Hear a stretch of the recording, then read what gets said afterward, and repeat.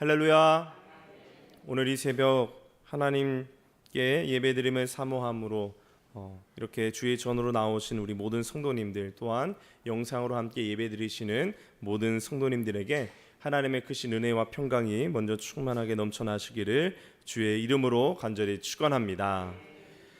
오늘은 고린도후서 10장의 말씀을 통하여서 하나님의 능력이 나타나는 삶, 하나님의 능력이 나타나는 삶이라는 제목으로 말씀을 전하겠습니다.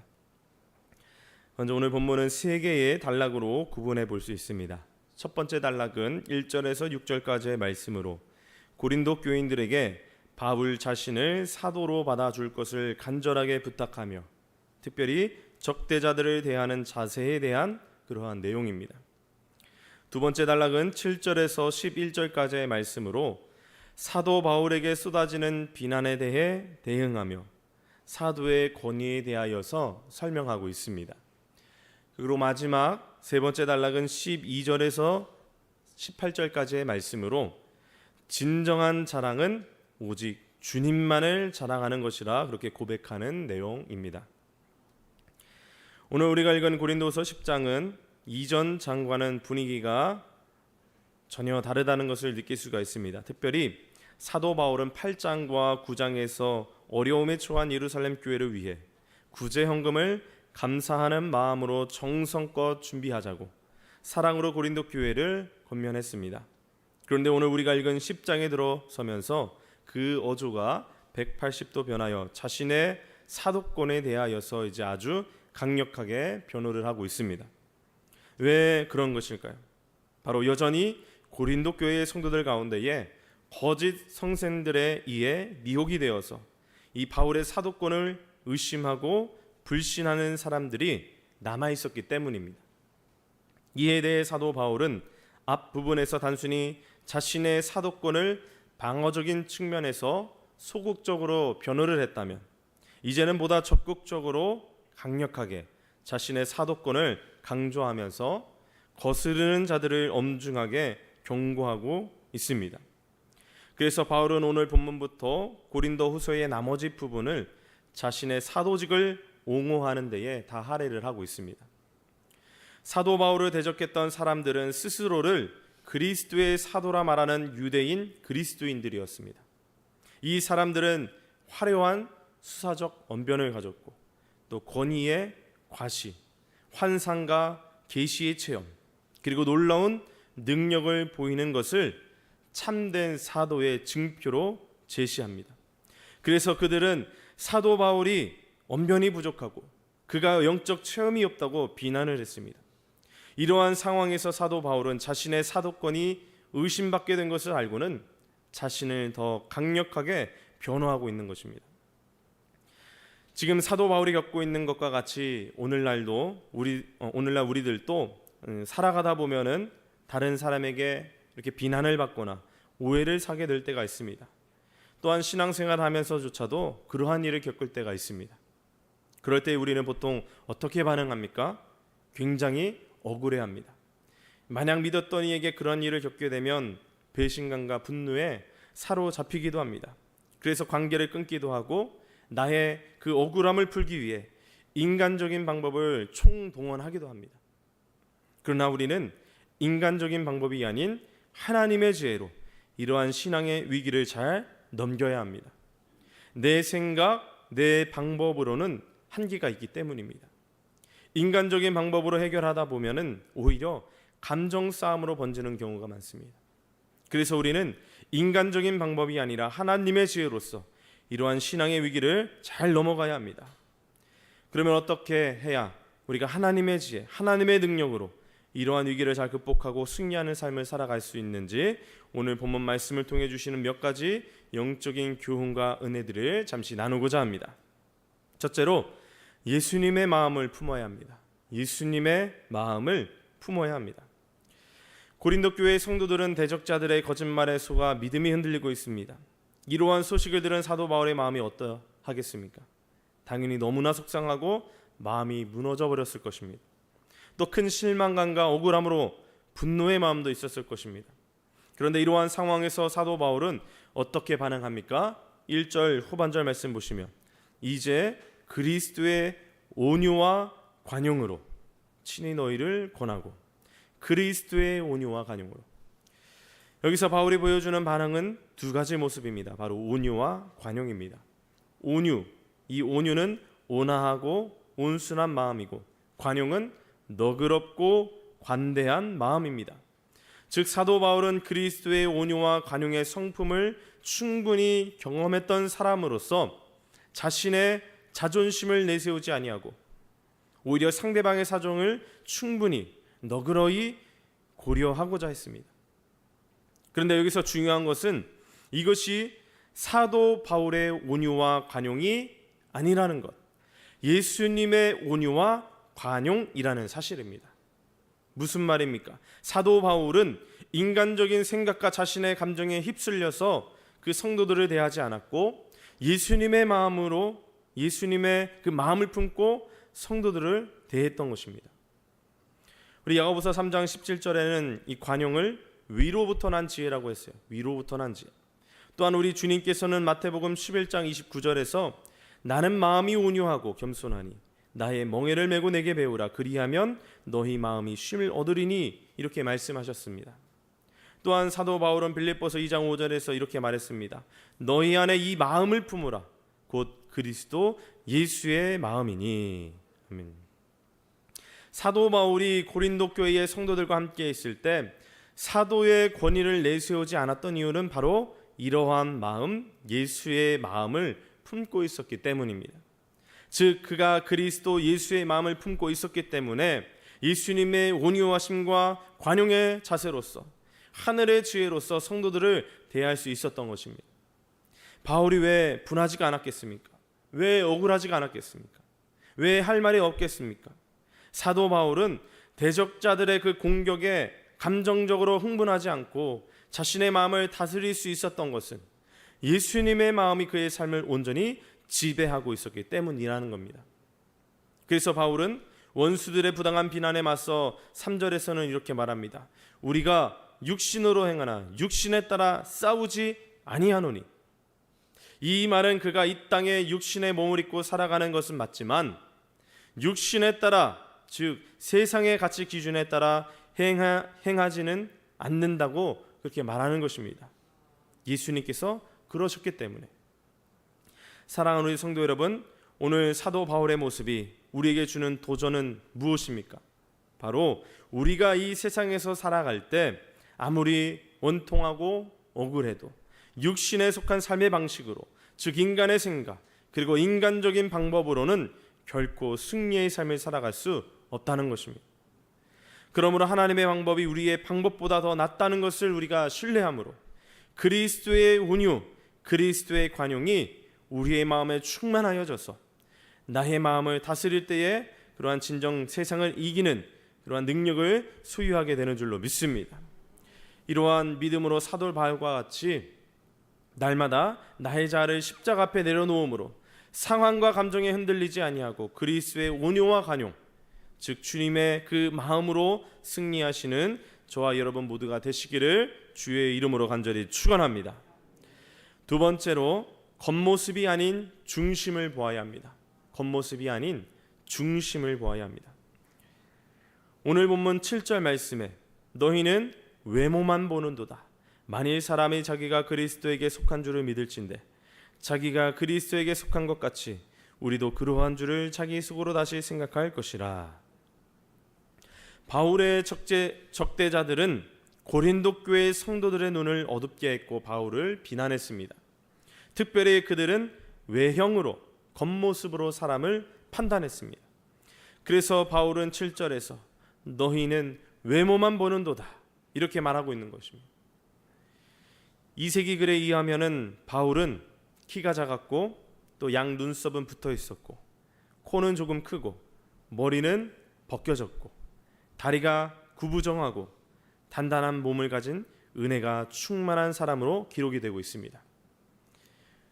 이 기록에 의하면 요즘 훈남과는 사실 거리가 조금 먼 사람입니다. 이러한 매력적이지 않은 바울의 모습을 놓고 그들은 비난거리로 또 불신의 이유로 삼았던 것입니다. 또한 바울은 말보다는 글에 더 강한 사람이었어요. 바울의 편지를 보면 설득력이 있고 막 힘이 넘쳐나는데 직접 만나보면은 이 편지나 글에서 느껴지는 강한 힘과 설득력이 덜해 보였을 것입니다. 그래서 적대자들은 바울이 그의 글과 실제가 다르다고 비난한 것입니다. 이처럼 그들은 이러한 바울의 외모나 능력을 가지고 그의 권위에 대해서 의의를 제기하며 모함했던 것입니다. 우리도 때로는 사람을 바라볼 때에 외모나 그 능력만으로 평가할 때가 있습니다. 그러나 그 겉모습보다 더 중요한 것은 그 사람의 중심에 무엇이 있느냐입니다. 바울의 외모 조금 부족할 수 있습니다. 바울의 언변도 조금 부족할 수 있습니다. 그러나 그의 중심에는 예수 그리스도가 있었습니다. 그래서 바울은 자신의 능력이 아니라 주님께서 주신 권세로 말씀을 전할 수 있었습니다. 그의 모든 권위와 능력은 오직 예수 그리스도로부터 나온 것입니다. 종교개혁자인 루터는 이 바울과는 반대로 글을 쓰는 것보다 말을 하는 것에 더 뛰어났다고 합니다. 그의 말은 그의 글보다 더 강력한 힘을 발휘했습니다. 그러나 그의 설교, 그의 말을 듣고 매료되었던 많은 사람들이 그의 글을 읽고는 실망을 했다고 합니다. 그의 학문적인 능력이 부족하다고 느꼈기 때문입니다. 이처럼 루터의 겉으로 드러나는 모습, 즉 그의 능력만을 평가하고자 했던 사람들은 그 루터의 중심에 있었던 진정한 하나님의 사랑과 복음은 발견하지 못한 것입니다. 겉모습만을 보고 평가하려는 인간의 한계인 것입니다. 사랑하는 우리 성도 여러분, 그래서 우리가 살아가면서 가져야 하는 지혜와 능력은 겉으로 보여지는 것에 속지 않는 것입니다. 겉으로 보여지는 것에 매이지 않는 것입니다. 더욱 중요한 것은 그리스도와의 연합 속에서 우리 안에 있는 하나님의 능력을 바라보는 것인 줄로 믿습니다. 이러한 믿음으로 각 사람의 중심에 있는 진정한 능력을 바라보아 다른 사람의 흠을 찾는 것이 아닌 그 사람 중심에 담겨진 하나님의 사랑과 복음을 날마다 발견해 나아가시는 저와 여러분 모두가 되시기를 주의 이름으로 간절히 축원합니다. 세 번째로 주 안에서 자랑해야 합니다. 주님 안에서 자랑해야 합니다. 영국의 무역상이자 엘리자베스 1세의 재정 고문이었던 토마스 그레샴이라는 사람이 있습니다. 그가 1588년 여왕에게 보낸 편지에서 유래된 이야기인데 그 기록에 의하면 당시 영국을 비롯한 유럽에는 지폐가 없었고 화폐는 은화 아니면 동화였다고 합니다. 왕은 재정상의 궁핍을 덜기 위해 명목 가치와 실질 가치가 같은 은화뿐 아니라 실질 가치가 현저히 떨어지는 이 동화도 발행하여서 함께 유통시켰습니다. 왜요? 유통시켰습니다. 그 결과 가치가 높은 은화는 자취를 감추고 가치가 낮았던 동화만 시중에서 유통이 되었습니다. 왜일까요? 가치가 높은 은화는 서로 자기가 보관하려고 했기 때문입니다. 쓰지 않고. 그래서 결국 적정량의 화폐가 유통되지 못했고 결국 이 경제는 다시 큰 어려움을 겪게 되었다고 합니다. 이러한 현상에서 그레샴의 법칙이라는 전문 용어가 등장했습니다. 그레샴의 법칙은 이러한 경제 현상에만 설명되는 법칙이 아니라 사회의 일반적인 현상을 설명하는 말로서 확대되어 사용되곤 합니다. 즉 능력이 많고 정직하며 의롭고 선량한 사람이 도리어 도태되고 능력 없고 부정하고 교활한 사람이 자리를 차지하고 득세하는 현상을 가리키는 것입니다. 그레샴의 법칙이 적용되는 조직에서는 자신을 잘 포장하여 자랑하는 사람이 영향을 미치고 겸손히 자신에게 맡겨진 일을 성실하게 잘 감당하나 자신을 포장할 줄 모르는 사람은 점점 사라져 간다는 것입니다. 이러한 그레샴의 법칙은 교회 안에서도 나타납니다.